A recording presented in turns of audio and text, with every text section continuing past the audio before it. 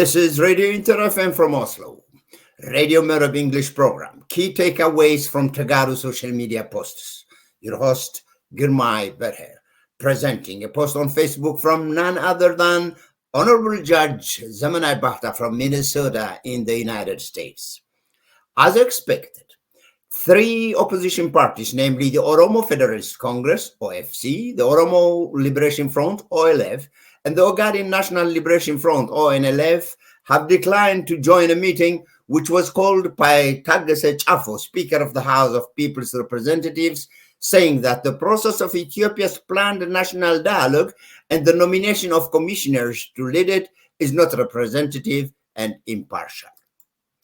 The opposition parties stated that the dialogue should be commissioned by acceptable bodies, by the public, if not by internationally recognized independent bodies, adding that the fact that the dialogue is overseen by the parliament, led by the ruling party, will not bring a lasting solution, as it will not include opposition parties as well as armed groups. I would like to commend these opposition parties for their principled stand that no dialogue that is not all-inclusive can realistically lead to a resolution of the myriad problems that Ethiopia faces today, writes Zemenay. It should also be pointed out that their stand is inconsistent with what the international community, including the United States, the European Union, the African Union, and even neighboring Kenya are calling for. Unfortunately, just like it did with the last election, the Abiy Ahmed regime vainly hopes that it can proceed with the national dialogue without the participation of the stakeholders. Whether Abiy Ahmed's regime still believes that the dialogue can proceed under such circumstances remains to be seen. But I would not be surprised if it does, adds Zemenay, and goes on. If that happens, the dialogue would be illegitimate and hence unacceptable.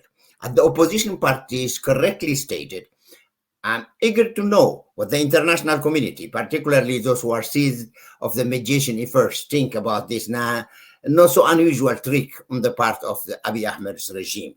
Meanwhile, an African Union summit is taking place in Addis Ababa, it started yesterday, in fact, with the theme of building resilience in nutrition on the African continent, accelerate the human capital, social and economic development.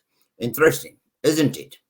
Mind you, the summit will take place in Ethiopia, where, according to the United Nations estimates, upwards of 11 million people are starving, and the host country is deliberately preventing access to humanitarian aid.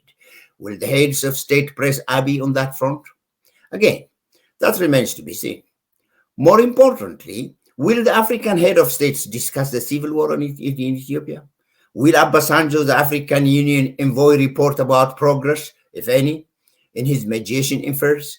We'll have to wait and see, but many, including human rights organizations, are calling for the civil war in Ethiopia to be discussed during the summit in one form or another. Theoretically, the African Union has institutions like the African Union Peace and Security Committee that are entrusted with conflict anticipation, prevention, management, and resolution. The committee, which is another version of the United Nations Security Council, even has enforcement powers in practice, though the committee has been absent without official leave in terms of its responsibilities to manage and resolve conflicts raging in Africa, most notably in Ethiopia. The African Union has to live up to expectations.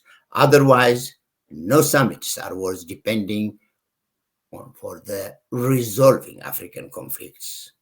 This was key takeaways from Tegaru social media posts. Your host, Girmay, Berhe.